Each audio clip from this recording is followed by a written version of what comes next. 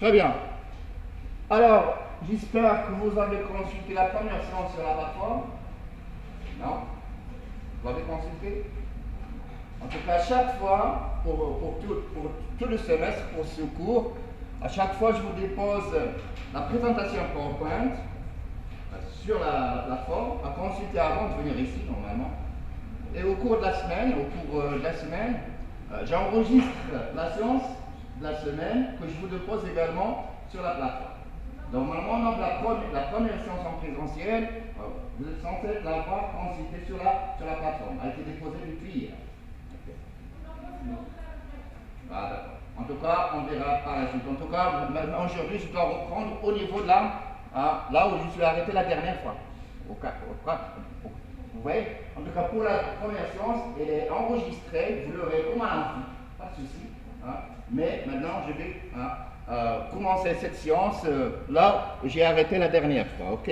En tout cas, bref, pour ce cours de dynamique de population, donc nous aurons étudié ensemble donc comment évoluent les populations animales dans le temps et dans l'espace, effectivement. Et par conséquent, nous avons à étudier principalement les variables d'état, les variables démographiques, hein, et comment interagissent ces deux types de variables en fonction des conditions du milieu. Oui, effectivement. Donc, j'ai déjà entamé ces variables d'état. Nous avons, avec vos collègues, dans la première séance, comme vous allez voir, nous avons déjà abordé la première variable d'état, à savoir l'effectif, et nous avons abordé la deuxième variable d'état, à savoir la densité. Et nous nous sommes arrêtés au niveau de l'estimation de la densité d'une population animale dans la nature. En fait, pour estimer la densité d'une population animale, nous avons deux principales méthodes. Voilà. Une méthode exhaustive, c'est-à-dire précise, et une méthode par échantillonnage. D'accord? La méthode exhaustive, soi-disant, c'est pas faisable sur la nature, c'est difficile. Et la méthode la plus couramment utilisée, c'est la méthode par échantillonnage. Très bien. Ben, cette méthode par échantillonnage, là encore, hein, vous pouvez l'aborder par trois méthodes, trois principales méthodes. Soit une méthode par échantillonnage direct, c'est-à-dire vous allez s'intéresser aux individus de la population. Ben, si les individus ne sont pas là, c'est-à-dire impossible de s'adresser directement aux animaux, hein, vous allez s'adresser à leurs traces, c'est-à-dire aux traces de leur activité. Par exemple, le cas des oiseaux qui sont des animaux farouches, c'est-à-dire à approche difficile, vous ne pouvez pas les rapprocher. Donc, vous avez étudié leurs traces. Les traces des oiseaux qui laissaient lignes. Ok? Voilà. Mais la méthode, donc, lorsque les individus de la population ne sont pas accessibles, la méthode la plus fréquemment utilisée et la plus précise est la méthode que je vous conseille de bien donc, suivre et de bien maîtriser, c'est ce qu'on appelle la méthode de capture, marquage, recapture, et c'est ce qu'on va détailler. Voilà, donc la CMR, c'est quoi? En fait, c'est une méthode d'estimation de la densité d'une population animale dans la nature, effectivement. Et cette méthode, comme je viens de le préciser, est utilisée lorsque les individus ne sont pas tous accessibles. Bah, et vous voulez avoir une idée sur la densité, c'est-à-dire sur le nombre d'individus par unité de surface ou bien de volume.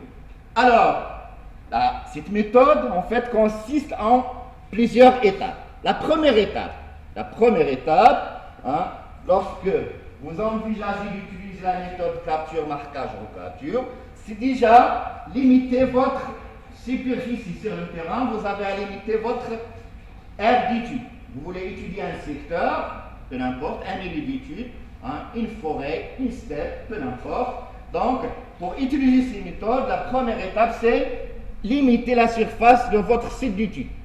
D'accord? Par exemple, limiter une surface qui fait par exemple quelques hectares, on ne sait rien, 30 hectares, 20 hectares, 40 hectares, voilà, avec des limites nord, sud, est, ouest. Une fois limité donc cette aire d'étude, qu'est-ce que vous manque à faire? Il fallait donc se rendre sur le terrain. Se rendre sur le terrain, pourquoi faire? Parce que vous avez à capturer et à marquer. Une fois votre surface illimitée, Donc, vous vous rendez sur le terrain. Voilà, donc première campagne, ou bien première session donc, de terrain. Et sur le terrain, qu'est-ce que vous allez faire toute la journée? Vous avez à capturer les animaux. J'en sais rien. Par exemple, vous avez à suivre une espèce de tortue. C'est le cas normalement que nous aurions à étudier ensemble si tout va bien d'ici là. La tortue terrestre, effectivement. Donc, vous aurez à capturer les individus de votre espèce. Donc, une fois capturés, qu'est-ce que vous aurez à faire? Une fois capturés, vous aurez à les marquer. Exactement. On verra comment les marquer et quels sont les marqueurs utilisés. Ok? Donc, une fois capturés, je marque et je libère à l'endroit exact de capture. À la fin de la journée, je rentre au laboratoire. Je rentre là du terrain et j'attends quelques jours. Voilà, la deuxième étape. Donc, après marquage sur le terrain et libération à l'endroit exact, tout ça, vous l'avez sur la plateforme. Vous n'aurez maintenant qu'à suivre. Vous l'avez qu'à suivre et à poser des questions si vous avez des choses non claires ou si vous avez quelque chose que l'on ne peut comprendre. Sinon, la présentation et cet enregistrement audio, vous l'aurez sur la plateforme. D'accord? Très bien. Alors, troisième étape, donc, marquage sur le terrain, libération à l'endroit exact. Je rentre donc au laboratoire. Après, j'attends quelques semaines. Normalement, quelques jours, quelques semaines. Plus vous attendez, plus c'est très bien. Pourquoi attendre tout ça? C'est le temps que les animaux que vous avez marqués se dispersent d'une façon normale avec les populations non marquées. Parce que normalement, lorsque vous marquez un animal, vous le stressez. Il faut lui laisser le temps donc de se familiariser avec son marquage, de l'oublier et de reprendre une vie normale, soi-disant, avec les individus non marqués. Normalement, nous, on utilise cette méthode. Normalement, une session, c'est 2 semaines. Normalement, on fait le terrain, la campagne, chaque 2 semaines. 1 mois, c'est aussi très bien. Ça dépend de votre objectif. Ça dépend. S'il vous plaît, vous mettez votre bavette.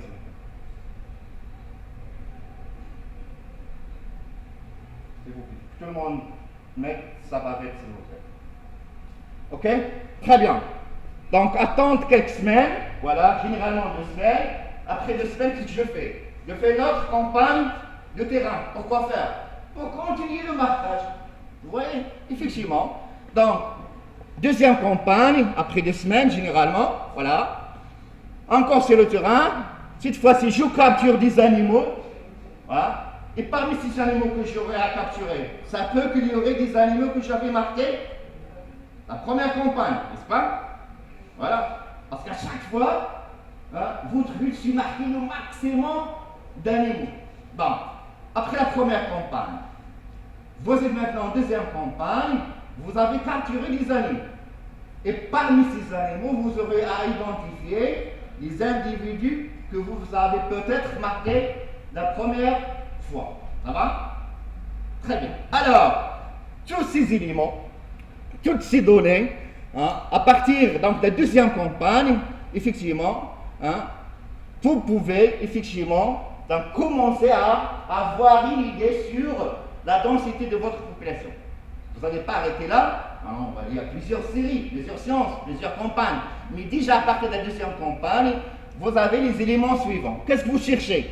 Vous cherchez le nombre d'individus de l'espèce, effectivement, de la population que vous suiviez. Ok? Donc c'est N. Vous cherchez un nombre, un effectif. Ok? C'est N. Très bien. T. Lors de la première campagne, vous avez marqué des individus. Ces individus, c'est grand T. T, c'est le nombre d'individus que vous avez capturés lors de la première campagne et que vous avez marqué, ok? Que vous avez marqué. C'est bon? T, grand T, c'est quoi? Le nombre d'individus que vous avez marqué la première campagne, que vous avez capturé, marqué et relâché. Très bien. Après 15 jours, voilà, vous êtes sur le terrain. Voilà. Là encore, vous capturez des animaux. Là encore, vous capturez des animaux. Petit n est le nombre d'individus capturés lors de la deuxième campagne.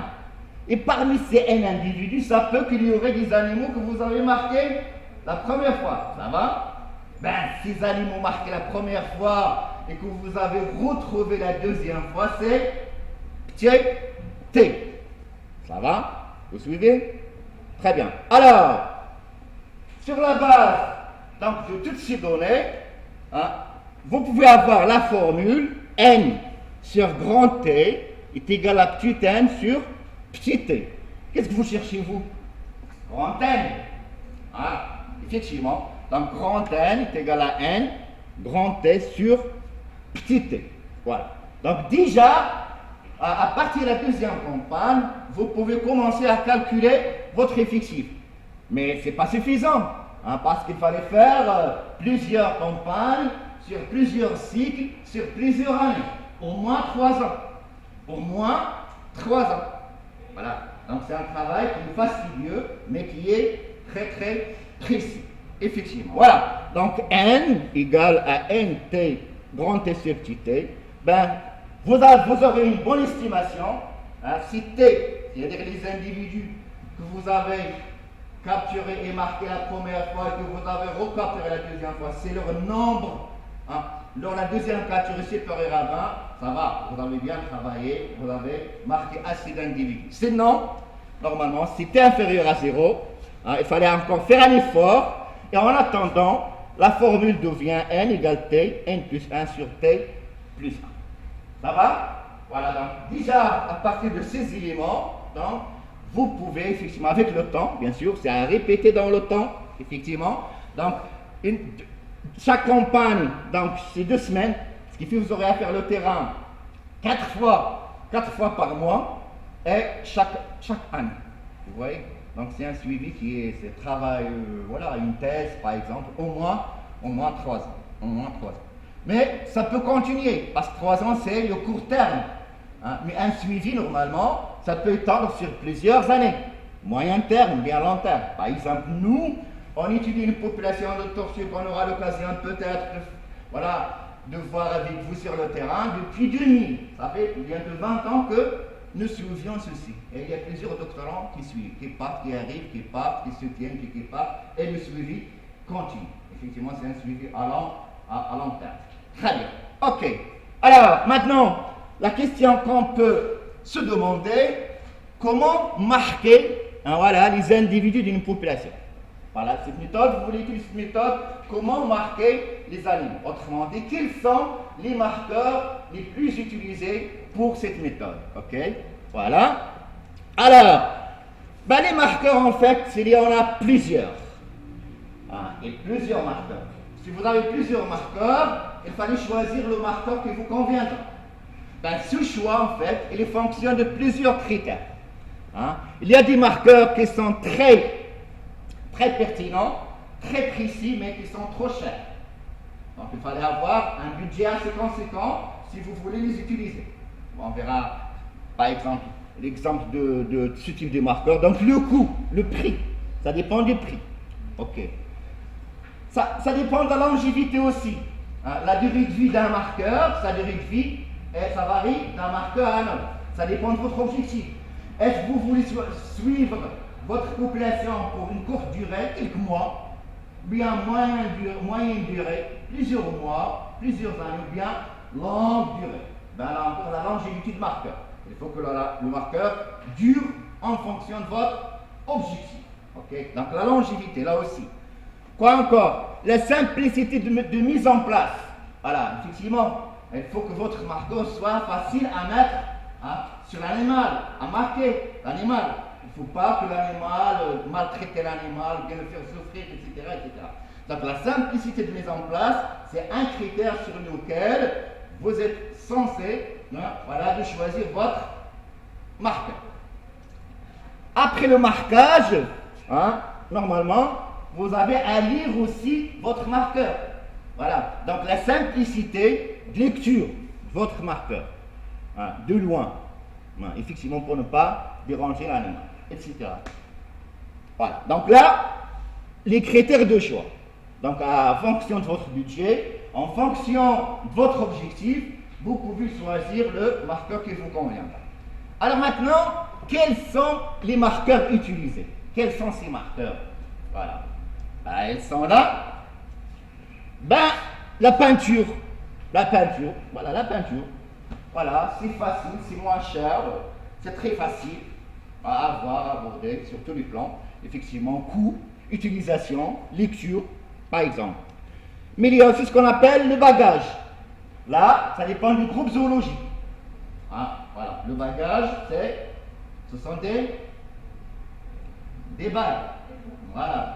Ça vous rappelle quelque chose, le groupe zoologique auquel on applique ces marqueurs, c'est les oiseaux, on verra ça. Puis la mutilation, voilà, couper une partie des orteils, bien des phalanges.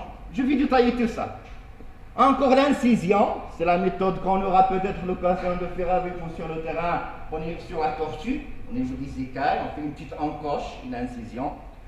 Et si vous êtes riche, si vous avez de l'argent, la méthode maintenant la plus fréquemment utilisée, la plus pertinente, la plus pratique, voilà, c'est la technologie actuelle, c'est ce qu'on appelle les puces, micropuces électroniques.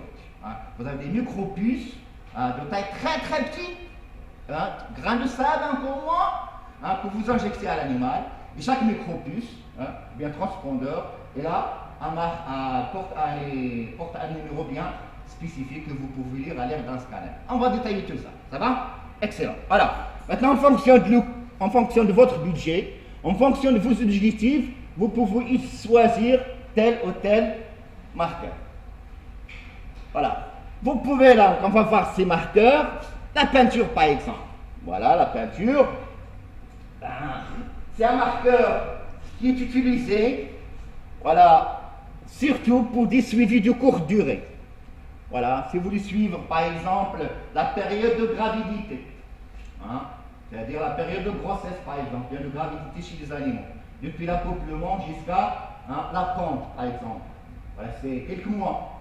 Donc effectivement, vous pouvez marquer à l'aide de la peinture, un pinceau, vous mettez une tache de peinture et vous mettez un numéro. Et vous avez votre animal, vous pouvez les suivre. Mais c'est pour une courte durée. Pourquoi à votre avis? Pourquoi une courte durée? Pardon?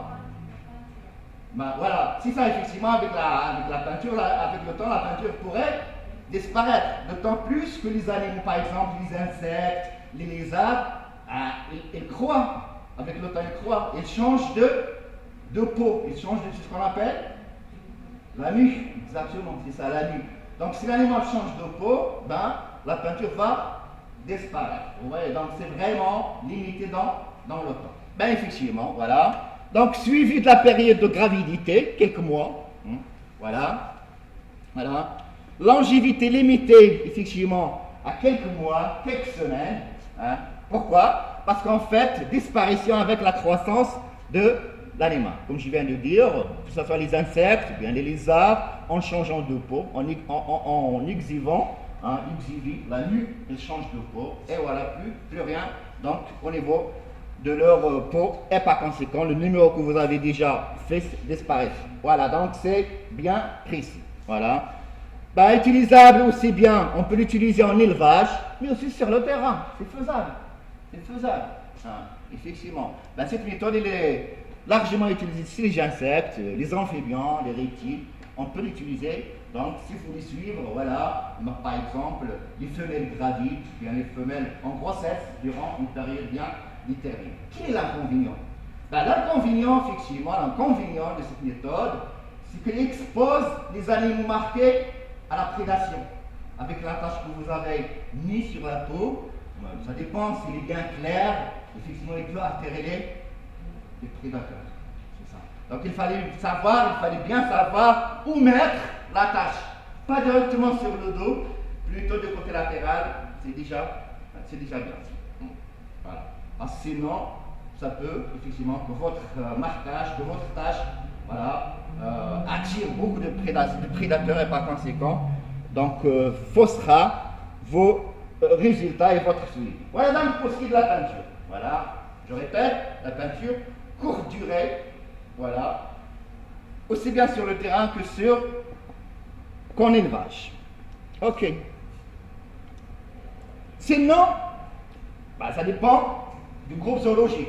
Voilà. Maintenant, si vous vous êtes chargé de suivre une population d'oiseaux, le marqueur le plus fréquemment utilisé, vous n'avez pas le choix, c'est le bagage. C'est mettre des bagues pour vos oiseaux, effectivement. Voilà. Donc, notamment utilisé en ornithologie. C'est quoi l'ornithologie? C'est la science qui étudie les oiseaux. Ornithologie, c'est étude des oiseaux. Effectivement, voilà. Bien entendu, les oiseaux, ils s'apprêtent bien à la pose des bagues au niveau de leur métatarse. Ici, la flèche. Donc là, effectivement, vous pouvez mettre effectivement la bague. Bien sûr, vous aurez à avoir plusieurs bagues de différentes tailles. Ça dépend de l'oiseau, de la taille de votre espèce d'oiseau que vous êtes chargé d'étudier. Voilà, plusieurs bagues. Voilà, plusieurs bagues. Voilà. La taille de la bague est fonction de la taille de votre animal, bien entendu. Donc avant d'entamer le bagage, il fallait capturer vos oiseaux. Comment le capturer? C'est la méthode la plus utilisée, c'est la méthode défilée. Voilà. Donc dans la direction du déplacement des oiseaux, vous mettez des filets fixés par des barres. Les filets, c'est à peine visible. Ils ne sont pas visibles par les oiseaux. Et de derrière, vous essayez de faire fuir les oiseaux vers le filet. Et donc, les oiseaux qui sont capturés par les filets. Et vous commencez à baguer, à mettre en place les bagues. Ici, voilà. En cherchant en train donc, de baguer 100 oiseaux, effectivement. Voilà. Après, une fois marqué, une fois bagué, on libère l'animal et vous continuez à le suivre. Bien sûr. Voilà ici un animal qui est bagué. Mais comment le voir? Voilà, là encore, il vous faut du matériel spécifique.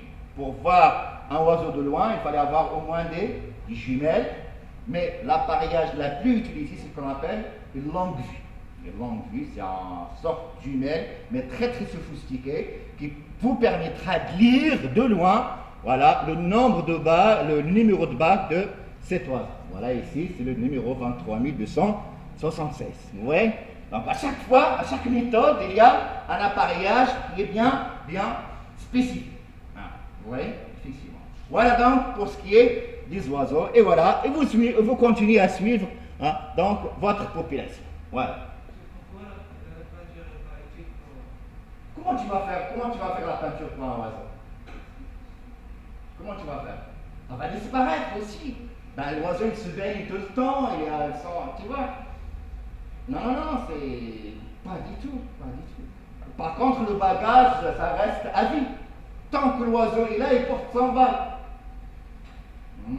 Voilà, tu vois. Tant que l'oiseau est là, il porte sa bague, tu vois. Donc la bague, il dure tout le temps avec l'oiseau. Mais déjà la capture, c'est pas évident pour capturer les oiseaux. Pour les baguer, il fallait faire quelque chose qui dure assez. Donc la longévité ici est un critère très déterminant, effectivement. Ok? Très bien. Voilà donc pour les oiseaux. Voilà. Maintenant, si jamais vous vous êtes intéressé, les exemples sont nombreux, mais je vais limiter à un exemple par groupe zoologique.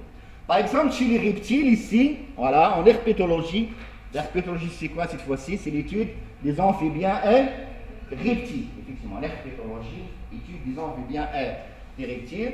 Dans ce cas, effectivement, ce qu'on fait, on coupe un petit bout du doigt, ou bien des orteils, ou bien des phalanges, voilà, on coupe un petit bout, effectivement, à l'aide, d'une paire de ciseaux, on stérilise, on met de la colle et on coupe. On coupe selon un code bien déterminé, voilà, un code bien défini, normalement, qui veut ne pas couper plus de 2 doigts par patte. Par patte. Je vais m'expliquer. Là, vous avez votre lézard. Voilà, là, vous avez votre lézard. Les pattes antérieures, la patte antérieure gauche, c'est ça. Et les numéros de 1 à 5. Patte antérieure droite de 6 à 10. Voilà, inférieure gauche 20, 80. Postérieure, gauche 100 à 500. Vous voyez? Voilà. Donc là, c'est un code conventionnel. Pourquoi ce code? Parce que ce code nous permettra de marquer le maximum d'individus. Si jamais la population est riche, il y a beaucoup d'individus. Hein. Donc c'est un code qui est conventionnel, mais qui est utilisé à l'échelle mondiale. C'est universel, c'est normal, parce que la science, elle est universelle. Voilà. Donc il y a une commission de nomenclature zoologique, et par conséquent, donc les chercheurs ils se mettent sur un code bien défini qui est applicable à l'échelle mondiale. Hein, c'est normal, effectivement. Voilà, donc normalement, à chaque fois, on coupe pour le premier animal, le premier lézard que vous avez capturé, vous coupez un petit bout du doigt. Et vous le relâchez. Donc le premier animal auquel vous avez coupé ce doigt-là, c'est le numéro 1. Voilà, et vous continuez. Donc plusieurs combinaisons. L'amputation, ou bien la coupure, voilà, doit respecter les règles d'ITEC. Il faut le faire d'une façon professionnelle. Hein, il ne faut pas faire souffrir l'animal. Il fallait avoir des ciseaux stériles, il fallait infecter avant, et désinfecter plutôt, avant à l'alcool absolu, ou bien à l'alcool au moins, avant et après la coupure. Vous voyez? Voilà. Et voilà, donc vous aurez effectivement plusieurs cas, le numéro 1, 2, 3, etc., etc. Et à chaque fois que vous reviendrez sur le terrain, les animaux capturés, le lire, je cherche le doigt coupé et je donne mon numéro. J'identifie l'animal en question. Ok. Sinon, donc la dernière méthode, soi-disant bien marqueur utilisé, qu'on espère qu'on fasse sur le terrain ensemble, c'est chez les tortues, normalement. Normalement, pour ce module, on vous a programmé une sortie sur le terrain qui fera un TP, effectivement, en salle, pour l'étude de la population de la tortue terrestre, effectivement, dans les villages juste à côté. J'espère qu'ici, là, donc, ce sale virus disparaîtra et on peut donc reprendre nos activités de terrain et faire donc ensemble cette sortie. Sinon, normalement, pour suivre les tortues sur le terrain, les tortues terrestres, normalement, le marqueur le plus utilisé, c'est une incision. On fait une petite encoche. À l'aide d'une scie, on fait une encoche au niveau des écailles. Comme vous le savez, peut-être, les tortues, normalement, elles ont une carapace. Et cette carapace, elle se forme d'écailles. Et normalement, chaque tortue a des écailles marginales droites. Voilà, ici. Et ce nombre, il est toujours de 11. 11 écailles. Encore une fois, d'une façon conventionnelle, ces écailles marginales droites, ils sont numérotées 1, 2, 3, 4 jusqu'à 10. Et la dernière, c'est le numéro 300. Pourquoi ce code? Là encore, pour essayer de marquer le maximum d'individus. Et c'est un code qui est conventionnel et universel. Partout la même chose. Voilà. Puis, les écailles marginales gauche, elles sont numérotées de 20 à 200 à 700. Déjà, toujours 11 écailles. Pas plus. Toujours 11 écailles dans les conditions normales. La lecture, toujours de ces écailles, elle se fait de la tête vers la queue. Vous allez voir. À côté des écailles marginales, à l'intersection des écailles marginales gauche et droite, vous avez une dernière écaille, qu'on appelle l'écaille supracaudale, et cette écaille est séparée en deux. Elle est divisée en deux. Voilà. Et la partie droite, elle est numérotée 2600, et la partie gauche, 1300. Cette convention, ce code, il nous permettra de marquer jusqu'à 5400 individus. 5300 ou 400, voire même 5500 individus. Donc une population, ça m'étonnerait qu'il existe encore dans les conditions naturelles, une population qui fait 5000 individus. J'espère bien, mais ça m'étonnerait. C'est très bien. Voilà. Donc, voilà, cette incision, normalement, cette encoche, vous allez voir, si on aura l'occasion de faire le terrain, j'espère bien. Donc vous allez manipuler vous-même l'animal. Donc, allez, une scie, puis on fait une encoche au niveau des écailles marginales. Une encoche, il faut que l'encoche ne soit pas profonde, parce que les écailles, c'est des cellules mortes, c'est de la chitine. Même si vous faites une encoche, ça fait pas mal à l'animal, parce que ce n'est pas énervé. Mais il ne faut pas que l'encoche soit profonde, parce que si l'encoche est profonde, ça peut que vous touchiez les tissus vivants. Voilà, surtout pas. Une encoche, mais pas profondément. Donc, ce fait à l'aide d'une scie ne doit pas, l'encoche, l'incision ne doit pas être profonde. Pourquoi? Pour ne pas toucher les tissus vivants, c'est-à-dire la partie énervée. Vous y êtes? Alors, ceci, comment se présente? Il se présente comme ça. Voilà, donc la carapace de votre tortue. Voilà, la carapace de votre tortue. La lecture, elle se fait donc du côté intérieur vers le côté postérieur. Ben, si vous êtes sur le terrain, normalement, vous êtes censé avoir cette planche avec vous. Voilà, c'est normal. Vous n'êtes pas obligé de se souvenir de la numérotation, mais vous pouvez avoir cette planche avec vous. Voilà. Donc, côté marginal, écaille marginale, droite, voilà, 1 à 300. Là, 20 à 700. Là, supracaudale, voilà, 1300, 2600. Voilà. Avec votre scie, normalement, après les infiltrations à l'alcool, je fais mon encoche, je désinfecte et je relâche l'animal. Donc, c'est posant.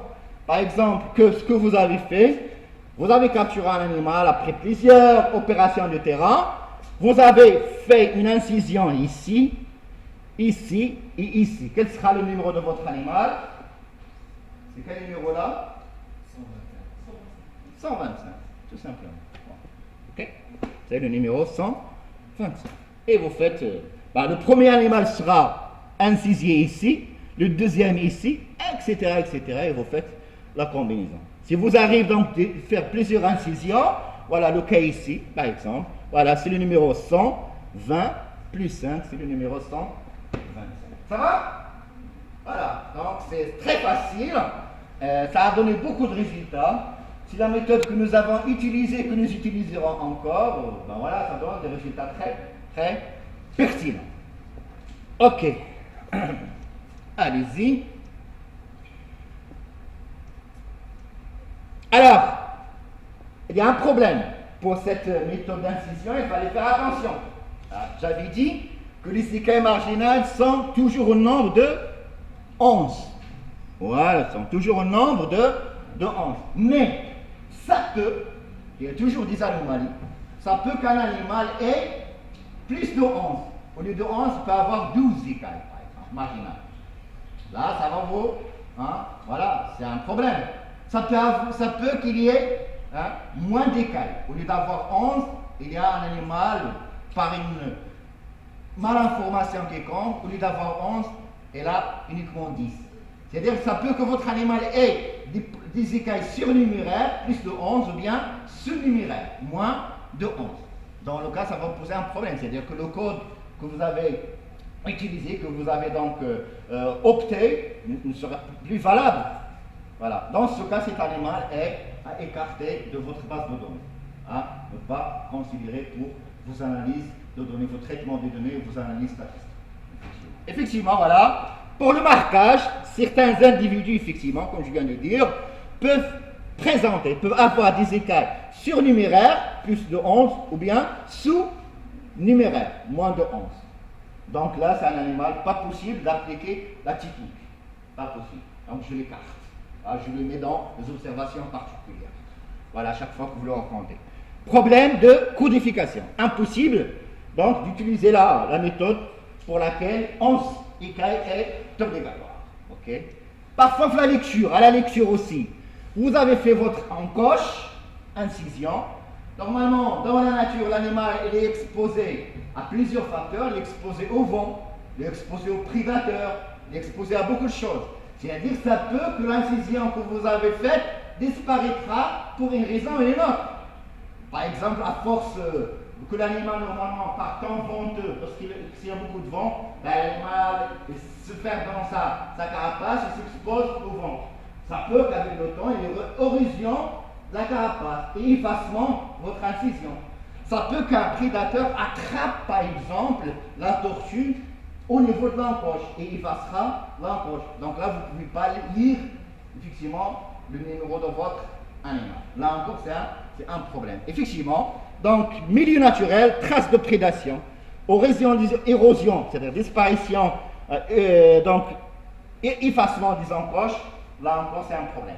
Si jamais il faut rencontrer ce problème, donc l'animal aussi est écarté de votre base de données. C'est, voilà, à les mettre dans les observations particulières, problème de lecture ou bien problème de marquage, et l'animal n'est pas considéré. Ok?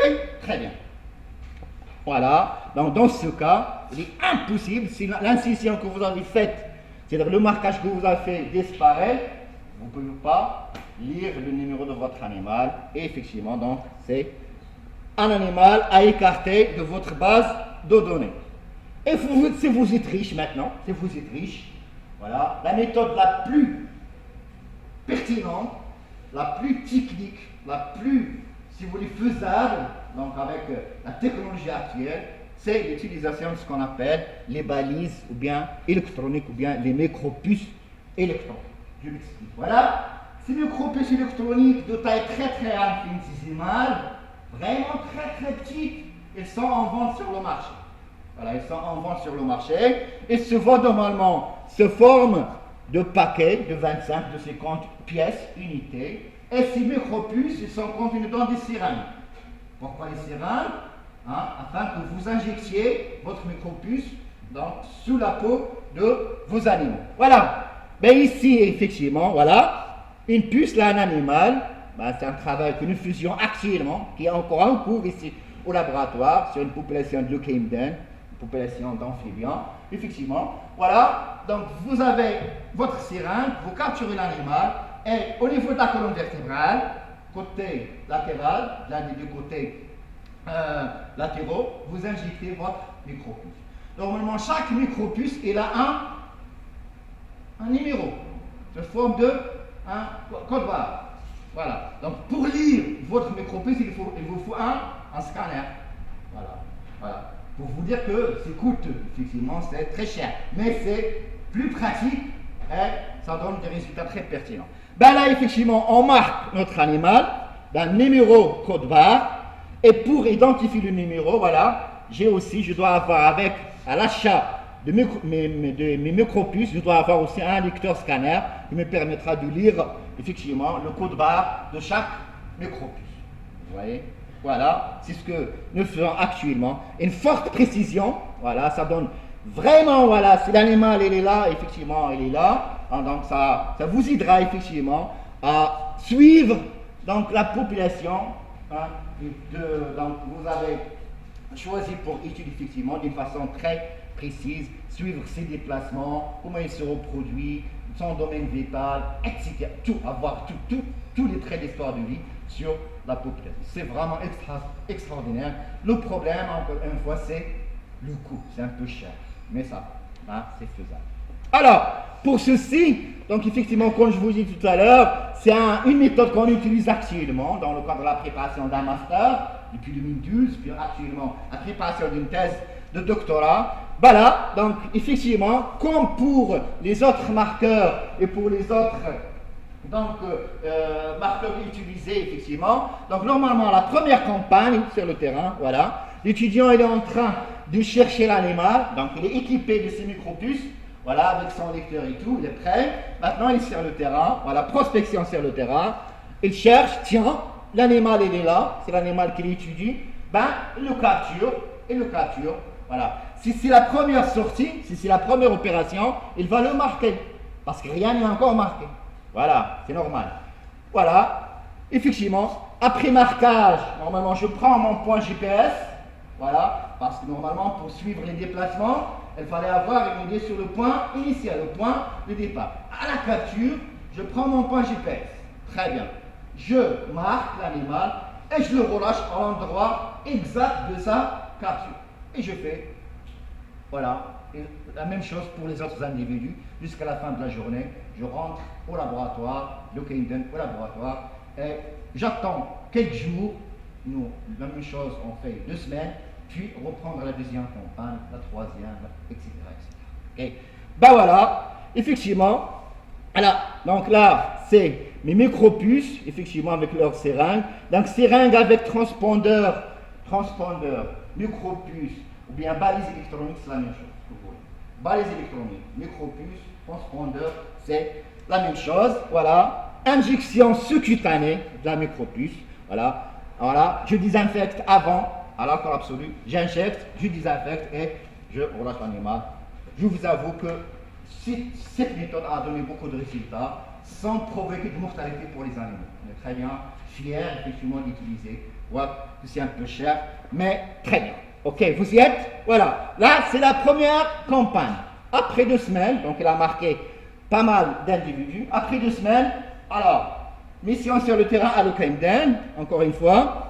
Voilà. Voilà, deuxième semaine après, prospection sur le terrain, deuxième campagne. Cette fois-ci, voilà, dès qu'il capture un animal, il ne va pas le marquer. Non, il va déjà le scanner déjà, parce que c'est un peu qu'il soit marqué la première fois. Donc la première chose qu'il fait, c'est scanner l'animal. Si jamais un code barre apparaît, ça veut dire que l'animal est déjà marqué. Je prends note et je le relâche. Sinon, si rien ne s'affiche, pas de numéro, voilà. Si à nouveau un individu, je le marque, je le relâche et je continue. Ça va? Voilà. Effectivement, voilà. Localisation toujours GPS, voilà. Et vous continuez vos campagnes de terrain. Voilà. Premier mois, deuxième mois, troisième mois, etc., etc. Et au fur et à mesure, donc effectivement, après plusieurs mois, après 2 ans au moins 2 ans, pour que le résultat soit pertinent, il fallait suivre ceci au moins 2 ans. C'est un travail fastidieux, mais quand même c'est sympa, tout le temps sur le terrain, ben j'aime bien. Ok. Voilà, vous pouvez avoir une idée sur l'estimation du domaine vital, l'estimation de la densité, la longévité, la durée de vie, ce que vous voulez, le sexe ratio, ce que vous voulez. Vraiment, toutes les données hein, sur votre population. Pourquoi le but de toutes ces données? Pourquoi dans quel but vous collectez ces données? C'est dans un but effectivement de la conserver, pour mettre en place un plan de conservation. Et pour mettre en place un plan de conservation, il fallait tout savoir sur votre individu, d'où l'utilisation effectivement de ces méthodes de suivi qui sont très, très pertinentes. Ok? Voilà donc, effectivement, pour l'instant, il y a plusieurs méthodes. Et encore une fois, en fonction de votre budget, en fonction de l'objectif de votre travail, vous pouvez choisir et la méthode et le marqueur à utiliser. Dans tous les cas, quel que soit le marqueur que vous avez utilisé, hein, il y a des conditions pour que la méthode soit valide. Hein. Donc, quel que soit le type de marqueur, que ce soit la peinture, le bagage, la mutilation, l'incision, les balises, bien les micropuces, quel que soit le marqueur, pour que votre méthode de suivi soit valide, il faut qu'il respecte les conditions de validité ci-après. Voilà les conditions, ces conditions. La première chose, une fois marqué votre animal, quel que soit le type de marqueur, il faut lui laisser le temps de disperser dans la population. Ah. Ne pas marquer aujourd'hui et revenir sur le terrain le lendemain. Désolé. Non. Il faut laisser le temps à l'animal de se familiariser avec son marqueur, voilà, de se disperser encore une fois avec les individus normaux, etc., etc. Donc déjà, 10 jours, ça va. 2 semaines, c'est très bien. Plus, c'est encore mieux. Voilà. Ah, ok. Voilà la première condition, c'est une bonne dispersion. Voilà. Deuxième condition de validité. Deuxième condition, il faut que la probabilité de capture des individus marqués et non marqués soit la même. Autrement dit, il ne faut pas que le marqueur que vous avez utilisé change le comportement de l'animal. Non, il ne faut pas. Sinon, c'est pas normal. Il faut que le marqueur, voilà, ne contraint en rien le comportement de votre animal. Voilà, c'est-à-dire que tous les individus soient les mêmes. Autrement dit, votre marqueur, voilà, ne comporte pas, ne bouleverse pas le comportement de votre animal. Troisième condition, il faut que les individus marqués et non marqués ne perdent pas leur marqueur, c'est normal. Si votre animal perd son marqueur, ça y est, voilà. Donc la mise en place, il faut bien veiller sur la mise en place. Prenez votre temps pour mettre en place votre marqueur. Parce que si votre animal perd son marqueur, il n'y a plus rien. Voilà, c'est une condition aussi. Quatrième et dernière, je crois, donc, condition de validité de cette méthode, il faut que le taux de mortalité doit être identique dans les deux groupes. C'est-à-dire les individus marqués, les non marqués, le taux de mortalité soit identique. Autrement dit, là encore, il ne faut pas que votre marqueur augmente le taux de mortalité des individus marqués. Donc là aussi, c'est à éviter. Donc, c'est une méthode qui est très pertinente, qui donne des résultats très très pertinents, mais il fallait prendre beaucoup de précautions lors de l'utilisation. Il faut veiller sur ces conditions si vous voulez que votre méthode donne de bons résultats. Ça va? Très bien. Ok. Voilà donc pour ce qui est de cette méthode de marquage. Voilà. Après donc les fictifs et après l'estimation de la densité, un troisième paramètre ou bien une troisième variable d'état qui vous permettra de suivre effectivement ou bien de connaître donc les traits d'histoire de vie de votre population, c'est ce qu'on appelle l'occupation de l'espace. Comme vous le savez, dans la nature, normalement, toute espèce animale, toute population, elle occupe un espace bien déterminé. Il y a des espèces qui occupent beaucoup d'espace, il y a des espèces qui ont une large répartition, moyenne répartition, et qu'il y a des espèces qui sont trop localisées, c'est-à-dire qu'elles occupent une surface très très restreinte. Voilà, ça dépend, effectivement. En tout cas, bref, donc là aussi, savoir comment les individus de votre population occupent l'espace, c'est très intéressant pour le suivi de la dynamique de votre population. Comme vous le savez, l'aire de répartition, l'aire c'est avec E, aire, c'est-à-dire espace. L'aire de distribution, bien de répartition, donc c'est quoi en fait d'une espèce, c'est quoi? C'est la zone, voilà, qu'occupe toute espèce, bien les individus d'une population dans la nature. Voilà. Qu'est-ce qui détermine l'occupation de cet espace? C'est les conditions du milieu. Voilà, si les conditions sont favorables, vous pouvez occuper ce que vous voulez. Si les conditions sont peu favorables, votre espace sera réduit. Si les conditions sont trop difficiles, ben là, vous êtes obligé de se localiser, d'occuper une surface très restreinte où les conditions sont favorables. Vous voyez, donc le milieu, il est toujours là. Le milieu, les conditions du milieu, les facteurs écologiques sont toujours là. Donc, elle est déterminée, cette occupation d'espace, cette répartition géographique, la distribution géographique, elle est déterminée par, effectivement, les facteurs écologiques du milieu en question. Ok? En fait, dans la nature, à votre avis, dans la nature, est-ce les ressources disponibles, les ressources, que ce soit la nourriture, l'abri, les abreuvoirs, les ressources naturelles d'une façon générale, est-ce qu'ils sont répartis de la même façon? Non. Vous avez un milieu ici, par exemple, vous avez un milieu, tout simplement, voilà, une steppe, une forêt, ce que vous voulez, une prairie, un matorral, peu importe, en tout cas, les ressources naturelles, c'est-à-dire la nourriture, les abris, le refuge, etc., ne sont pas répartis de la même façon. Il y a des endroits qui sont riches, voilà, là, il y a beaucoup de nourriture, il y a des endroits riches, et il y a des endroits qui sont pauvres, c'est normal. Ouais, ben effectivement, dans la nature, il y a une hétérogénéité des conditions du milieu. Autrement dit, les ressources trophiques ne sont pas réparties de la même façon. Les animaux, ils vont où? Les animaux de notre population, est-ce qu'ils vont s'installer ici? Ils vont là, au milieu, les conditions sont favorables, normal. Autrement dit, ils vont occuper les endroits et les zones riches, c'est normal.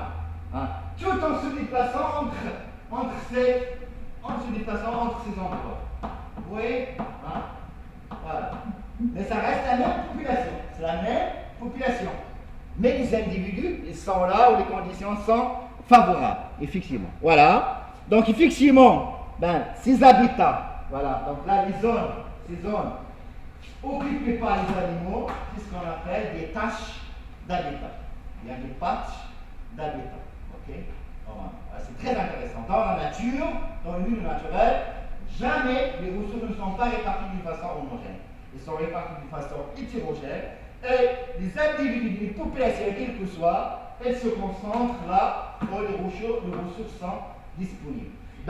Cette configuration, cette répartition en zones riches où les animaux se concentrent, c'est ce qu'on appelle des tâches d'habitants, bien des habitats en patch, comme vous voulez. Ok? Très bien. Les individus donc d'une population qui vivent dans ces milieux, là, c'est la même population. Là, c'est la même population. C'est intéressant, c'est la même population, c'est la même espèce, ok? Très bien. Mais les individus qui sont localisés là, là et là. Donc là, c'est une petite population, c'est une sous-population.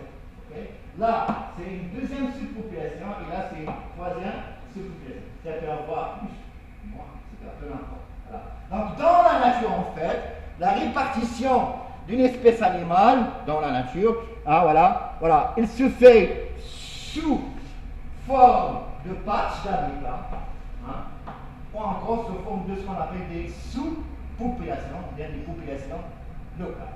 Okay? C'est très intéressant. Voilà, effectivement. Donc vous avez donc votre population, voilà, qui se répartit sous forme de patch ou bien sous forme de sous-population.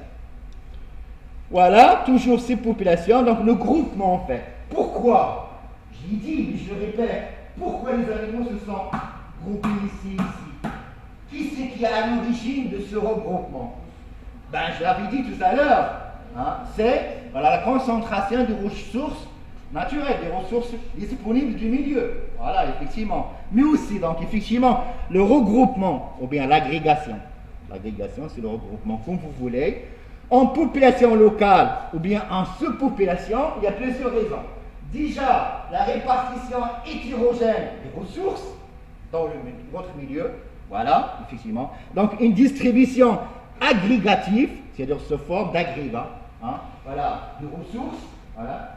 Cette répartition hétérogène crée des zones bien localisées au sein de chaque zone, il y a une sous-population. Hein? Voilà, c'est la raison. Donc la première raison donc, qui contribue à la formation de ces zones. Parfois même aussi, vous avez normalement la tendance des petits à rester à côté de leurs parents, même après l'accouplement, après la nesba par exemple, ben, les parents qui portent soin à leurs petits, elles restent attachées à leurs parents. Là aussi, les animaux, ils se regroupent en petits groupes, bien en petites subpopulations. Et parfois, la prédisposition sociale. Dans le cas des espèces sociales, par exemple le cas des fourmis, des termites, des gnous, des antilopes, voilà, les animaux vivant en société, et par conséquent, voilà, leur comportement les incite à vivre en subpopulation, tout en restant la même population et occupe un espace bien déterminé. Ça va? Donc là, effectivement, je voulais souligner, voilà, les points noirs, voilà, ce sont des patchs. Voilà, c'est-à-dire là, les endroits riches de votre aire de répartition de votre population. Et voilà, donc là, vous avez plusieurs sous-populations, effectivement. Par exemple, là, le comportement, par exemple, les loups, ben voilà, les loups, ils vivent toujours en petits groupes. Voilà, donc c'est intrinsèque. Intrinsèque, ils sont incités à vivre. En plus de la répartition hétérogène. En plus du soin porté aux jeunes, rester attachés aux parents, il y a aussi un comportement intrinsèque qui incite les individus à former des petits groupes. C'est le cas des loups, des lions et beaucoup d'autres espèces animales. Ça va? Alors, je continue toujours dans cette répartition. Voilà, donc cette répartition dans la nature, donc conduit à des zones bien localisées. Dans ces zones, il y a des sous-populations. Et ces populations, normalement, voilà, ils changent toujours de matériel génétique. Ils se reproduisent toujours.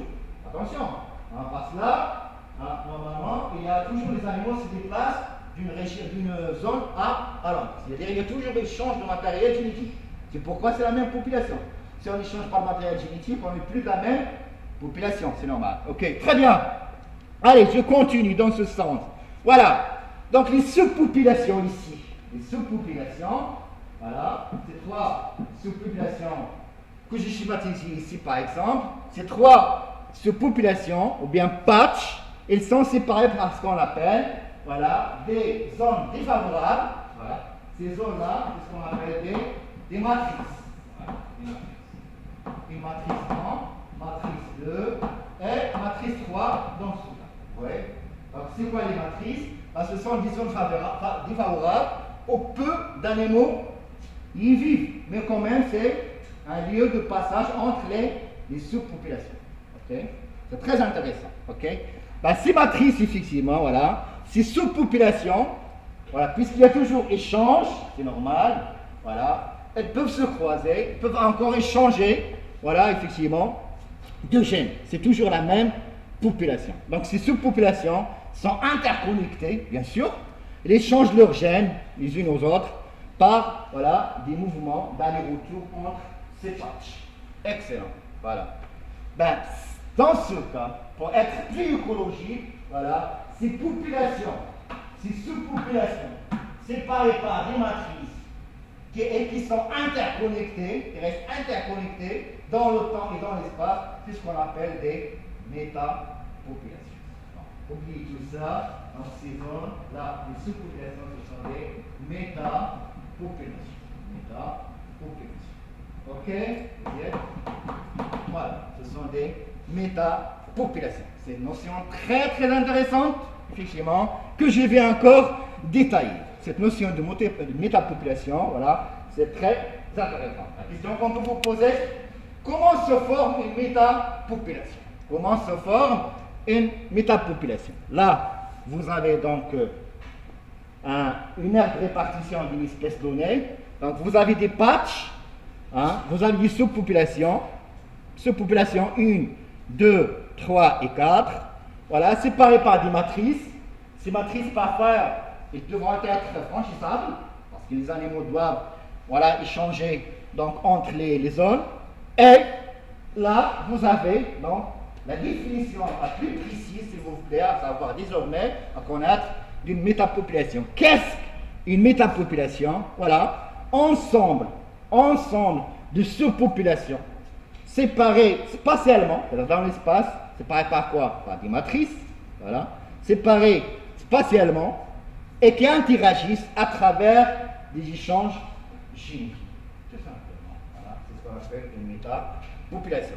C'est une notion très intéressante à connaître désormais. Voilà, ensemble de ces populations séparées spatialement, voilà, dans l'espace, par qui? Par des matrices, mais via ces matrices, les individus quand même peuvent se déplacer et par conséquent échanger de matériel génétique.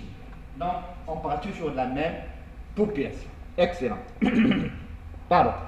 Alors, comment, effectivement, donc, comment se forme une métapopulation? Pour se former une métapopulation, hein, normalement, parmi les raisons qui peuvent ainsi de bien entraîner la formation d'une métapopulation, c'est ce qu'on appelle la fragmentation spatiale de l'habitat. Effectivement, vous avez là l'habitat. C'est l'hétérogénéité de l'habitat fait qu'il est fragmenté. Voilà, plusieurs fragments. Fragment 1, fragment 2, fragment 3. Voilà. Cette fragmentation donc, veut qu'au niveau de chaque fragment, au niveau de chaque patch, il y a une subpopulation qui se localise, effectivement, et tout en échangeant de matériel génétique en se déplaçant. Donc la fragmentation de l'habitat, ou bien l'hétérogénéité du milieu, et aussi, si les habitats sont fragmentés, il faut que les animaux conservent, bien gardent le contact. Il faut aussi que les animaux se déplacent, c'est ce qu'on appelle la dispersion. Attention, parce qu'il n'y a pas de dispersion, s'il n'y a pas d'échange, c'est un autre problème. On va voir par la suite. Donc, deux conditions, la fragmentation de l'habitat en zone, en patch, et la dispersion des déplacements entre ces patchs, ou bien ces micro-habitats. Voilà, ceci donne des métapopulations. Donc, ça dépend du nombre, c'est fonction de la fragmentation, effectivement, de votre aire de répartition. Très bien. En fait, ces populations, ou bien ces sous-populations, est-ce qu'ils vivent de la même façon? Les individus de ces sous-populations, est-ce qu'ils sont actifs de la même façon?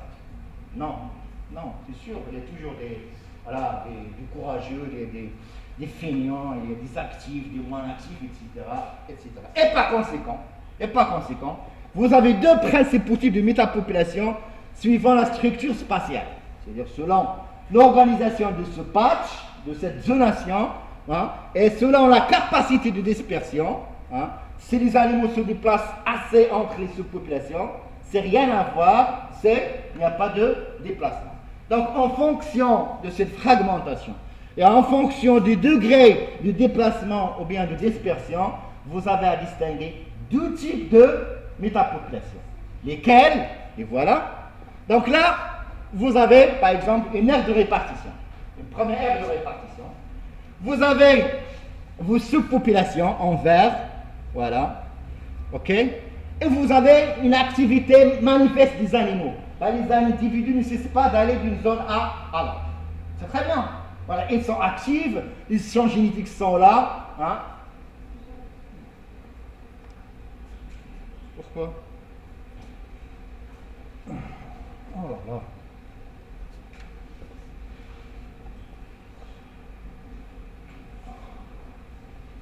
Ça là.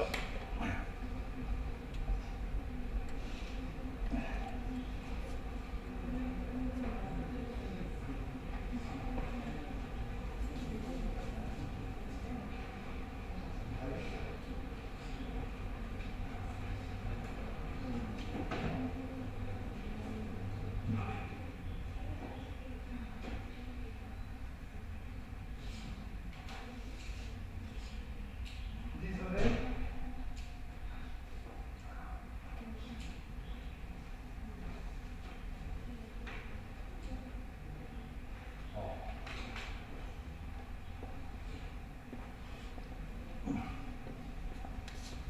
J'espère que ça ira.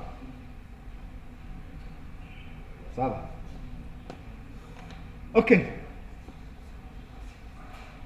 Alors, je reprends. Donc là, vous avez effectivement votre aire de répartition. Vous avez des patchs et vous avez une activité manifeste. Une activité de déplacement très très intéressante. Voilà, vous voyez? Donc là, capacité de dispersion illimitée. Alors donc là, c'est bien. C'est-à-dire que les animaux vont se croiser, se reproduire, s'accroître. Donc la population va continuer à évoluer. Par contre, deuxième cas, si les individus sont inactifs, ils se déplacent très peu. Ils se déplacent très peu, ça veut dire qu'il n'y aurait pas d'échange. Voilà, si chaque individu se concentre ici sans se déplacer, ben dans ce cas, les échanges donc, seront moindres et par conséquent, l'évolution de la population sera trop limitée dans le temps, comme dans l'espace. Dans ce cas, là, en vert, habitat favorable et occupé, en blanc, habitat favorable mais non occupé, le cas ici, par exemple, au niveau des individus qui sont peu actifs, et en pointillé, vous avez la limite entre les métapopulations. Vous voyez? Donc là, sur cette base, en fonction de la configuration donc, de ces patchs, et surtout en fonction du degré de déplacement, de dispersion entre les différentes sous-populations, bien entre les différentes métapopulations, vous auriez à distinguer par exemple ici c'est la même chose, des populations qui sont actives et qui changent leur matériel génétique, qui se reproduisent et par conséquent le taux de croissance il est élevé. Le cas ici de papillon en bleu, vous voyez ici par exemple, là, de ce côté, le taux de croissance il est de 1,5. C'est-à-dire que là, la population voilà, évolue dans le temps. Voilà. En bas à gauche, R égale à 1. Toujours il y a de la croissance, il y a de renouvellement, il y a donc la reproduction, la population se renouvelle, mais c'est beaucoup moins que la première population de papillons. Par contre, les deux en haut à gauche, voilà, vous voyez, c'est trop limité, ils se déplacent très peu.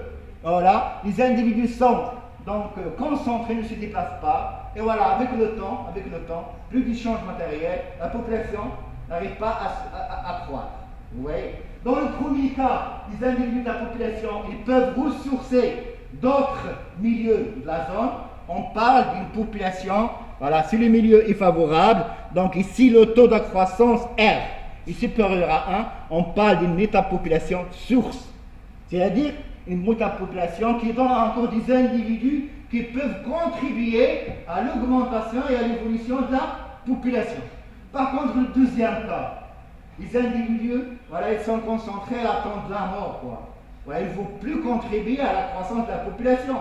Hein? Quand on parle d'une métapopulation, puis, voilà, ils ne donnent rien. Puis, c'est puis, et la source, c'est la source. La source, c'est en haute montagne, le puits, c'est vraiment en bas, effectivement. Voilà. Et dans ce cas, dans le cas d'une population qui se renouvelle, dans le taux de croissance élevé, est-ce qu'il est menacé d'extinction? Généralement pas. Voilà. La probabilité d'extinction, elle est faible. Par contre, dans le deuxième cas, une population qui n'évolue pas, hein, le taux de croissance est en perpétuelle diminution. Avec le temps, elle va disparaître. Et par conséquent, le taux d'extinction est X. Donc, il vaut mieux être une métapopulation source et pas une métapopulation puits. Si vous êtes puits, vous allez disparaître avec le temps. Ça va? C'est très intéressant cette notion. Ok, très bien. Ok. Voilà. Ah bon. Voilà. Voilà. Après, donc, l'occupation de l'espace, la formation de ces métapopulations, la dispersion est quand même très intéressante dans la nature. C'est-à-dire la dispersion, hein, voilà, sans dispersion, l'espace ne sera pas occupé. Donc, voilà. Et après, donc, ces variables d'état, on va passer à ces variables démographiques. Donc, le premier, effectivement, la dispersion. C'est quoi la dispersion? Voilà, c'est l'occupation de l'espace par déplacement, en se déplaçant, effectivement. Mécanisme, en fait, une dispersion, c'est un mécanisme selon lequel les individus d'une population occupent l'espace, c'est clair. Voilà. Il y a. Comment s'exprime-t-il, cette dispersion? C'est le taux ou bien le degré de déplacement. Ah, voilà. Ah, donc, plus les individus d'une population se déplacent, plus la population est active, plus elle est dynamique, plus elle évolue dans le temps et dans l'espace, plus elle est, voilà, en sécurité de distinction. Voilà. Donc, en fait, il y a 3 types de dispersion. Il y a 3 types dans la nature, partout d'ailleurs, il y a 3 types de dispersion, d'occupation de l'espace. Soit par ce qu'on appelle immigration, I avec 2 M, puis émigration avec E, attention à l'orthographe, ou encore par ce qu'on appelle nomadisme ou bien transhumance. Voilà sont les 3 mécanismes selon lesquels une population peut occuper l'espace. Effectivement, donc ce sont les 3 mécanismes selon lesquels une population peut occuper l'espace. On va les voir rapidement. C'est très simple d'ailleurs. Vous n'êtes même pas censé de prendre des notes parce que vraiment c'est très simple. Allez-y, l'immigration. Ou encore migration, c'est la même chose. Immigration ou bien migration, c'est la même chose. Mais rien à voir avec immigration avec eux, s'il vous plaît. Ok. Alors, ben ici, qu'est-ce que l'immigration? Immigration, c'est quoi? C'est un déplacement. En aller-retour, voilà. Vous avez une population qui occupe un espace bien déterminé. Là, vous avez un endroit. Et votre population, elle fait des allers-retours entre ces 2 zones. Par exemple, là, pour passer l'hiver, et là, pour passer le printemps et l'hiver. Donc, au sein de la même zone géographique. Vous voyez?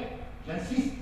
Voilà. Donc, immigration vers la migration, c'est un déplacement en aller-retour entre au sein d'une population, des individus de la population, au sein de son aire d'origine, entre une zone de reproduction et une zone, par exemple, donc, de refuge pour passer les mauvaises conditions.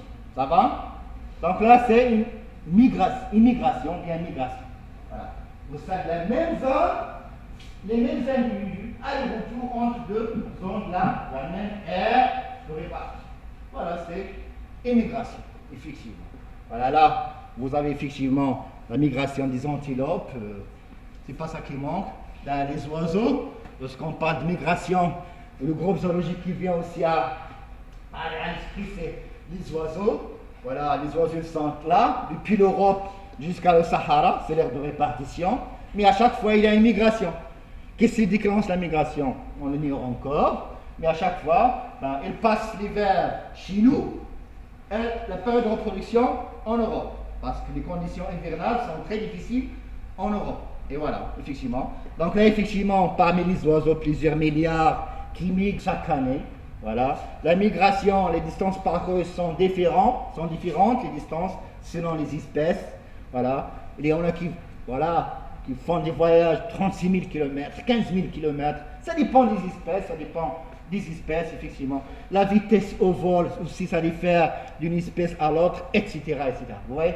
Donc là, c'est, voilà, déplacement aller-retour, voilà, qui pourrait être de plusieurs kilomètres, à des vitesses différentes, entre une zone de reproduction et une zone de refuge pour passer des conditions difficiles. Voilà, c'est l'immigration, bien la migration du court, voilà, la migration des oiseaux et le phénomène qu'on connaît tous, effectivement. Sinon, toujours l'immigration, voilà aussi les mammifères, les antilopes, effectivement, là aussi, toujours les antilopes, hein, dans les savanes. J'espère que vous regardez les deux commentaires, effectivement, voilà, notamment en Afrique, effectivement, vous avez beaucoup d'antilopes qui migrent entre une zone au nord et une zone au sud à travers ce qu'on appelle des corridors, des couloirs bien déterminés qu'ils traversent chaque année, effectivement. La mise bas suffit toujours, la naissance des jeunes, c'est toujours dans des conditions favorables et les mauvaises conditions, l'hiver difficile, c'est dans d'autres zones. Voilà, donc toujours migration en aller-retour dans la même aire de répartition. Ça va? Excellent. Mais une migration très spectaculaire, je vais la passer rapidement. Hein? Rapidement, là c'est encore les crabes. Vraiment une migration très très spectaculaire. Les crabes marins, voilà, les crabes donc, qui vivent en mer, les crabes, effectivement une espèce de crabe marine, effectivement, et effectue une migration. Normalement, ils passent des conditions difficiles en forêt et la reproduction dans la mer. La mer est obligatoire pour la reproduction, ce qui fait qu'il y a toujours une migration entre la forêt et la mer. Ben là, effectivement, on va suivre effectivement là, votre population de crabes, effectivement. Maintenant, avec l'approche des conditions de la reproduction, ils se préparent pour la migration de la forêt vers la mer. Après la reproduction, voilà, développement des jeunes, le retour à la forêt. Voilà, aller-retour entre une zone, voilà, de refuge qui est la forêt et une zone de reproduction qui est la mer.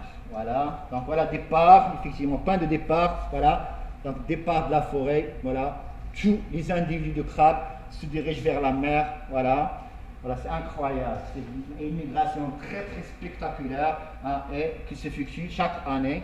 Toujours là, voilà, ils traversent tous les obstacles qui se trouvent devant ces crabes, ils essayent de les franchir. Le but, c'est quoi? C'est d'arriver à la mer. Effectivement, voilà. Toujours ces crabes, voilà. Ben voilà, on voit déjà le sable. Voilà, là, effectivement, étant donné cette immigration qui est connue, qui a des dates prescrites chaque année, ben, les autorités australiennes ici, normalement, afin d'éviter donc l'écrasement et la mort des animaux, voilà, parfois, mettre des barrières pour éviter la circulation des gens en attendant que les crabes arrivent à leur destination. Voilà, road closed, voilà, route barrée, hein, red crab migration, ok, voilà, no entered by vehicle beyond, pas d'entrée de véhicule au-delà de ce point. Voilà, laissons à l'entendre le temps des crabes arriver à la mer, effectivement. Et voilà, ici, on voit déjà un pont, voilà, généralement vers la mer, toutes les rivières arrivent vers la mer, normalement il y a des ponts. Voilà, le crabe donc, qui traverse ce pont, elles vont arriver enfin à la mer. Elles sont là, voilà, c'est le bonheur, allez-y, la reproduction, la pérennité des espèces. Après la reproduction, le développement des jeunes, hein, après le développement des jeunes, le même transect, hein, le retour vers la forêt. Voilà, c'est ce qu'on appelle dans l'immigration, bien la migration. Aller-retour entre deux zones de conditions différentes. Zone de reproduction et zone de refuge au sein de la même aire géographique, j'insiste. La même aire géographique, s'il vous plaît. Ok? Très bien. Voilà donc pour ce qui est donc de l'immigration. Immigration, bien la migration. Deuxième mécanisme de dispersion, cette fois-ci, c'est immigration. Ben, cette fois-ci, c'est rien à voir, attention. Hein, c'est rien à voir en orthographe et en contenu. Vous voyez? Ben, l'immigration, cette fois-ci, ben, vous avez votre population, voilà, qui vit ici, effectivement, voilà, dans des patchs, effectivement, hein, dans des patchs, et d'un seul coup, vous avez une partie de la population qui s'isole, qui migre, mais d'une façon irréversible. Ils ne retrouvent pas la population initiale. Donc, il quitte définitivement la population. Une partie de votre population quitte la population mère pour s'installer ailleurs, ici. s'installer ailleurs. Voilà. Donc effectivement, c'est un fragment de la population qu'on appelle un propagule. Voilà, le propagule, c'est le fragment qui est parti, voilà, et qui s'installe ailleurs, hors aire, voilà, de répartition initiale. Voilà.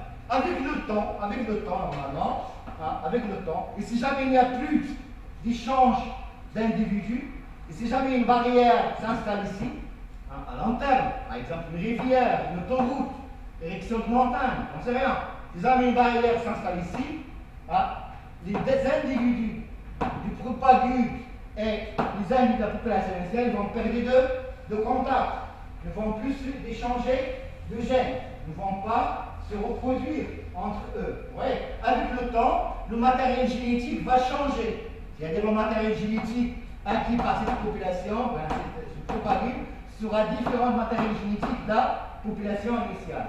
Donc ce qu'on appelle là, par contre, si deux individus de population ayant un matériel génétique différent ne sont plus la même espèce. Là, on parle alors d'une nouvelle espèce. C'est ce qu'on appelle la spéciation. Vous voyez?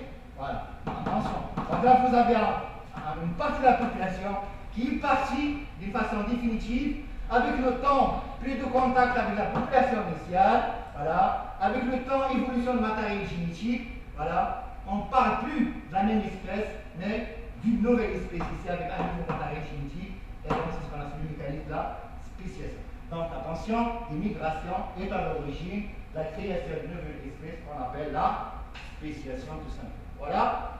Donc, en fait, là, au début, ce fragment qui a quitté la population, donc il a essayé d'étendre la zone, mais avec le temps, voilà, il ne fait plus partie de cette population et par conséquent, nous avons affaire à des barrières géographiques qui ont donc limité l'échange avec la population initiale et on parle de spéciation. Ça va? Attention, l'immigration est à l'origine de la spéciation. Comment? Voilà, vous avez donc une partie de la population qui part sans y revenir, qui part une fois pour toutes. Voilà, c'est quoi la spéciation? C'est une définition à connaître, c'est très intéressant pour vous. C'est très intéressant comme définition. Voilà, séparation, voilà, bien isolement, comme vous voulez, d'un groupe d'individus d'une même population en une entité, bien une sous-population qui est indépendante avec le temps, après installation d'une barrière géographique, bien sûr, qui ne peut plus donc se recroiser, plus d'échange de matériel génétique suite à une mutation, qui a donné donc un nouveau pôle génétique, un nouveau matériel génétique, et donc une nouvelle espèce. C'est la spéciation. Je vous remercie pour aujourd'hui.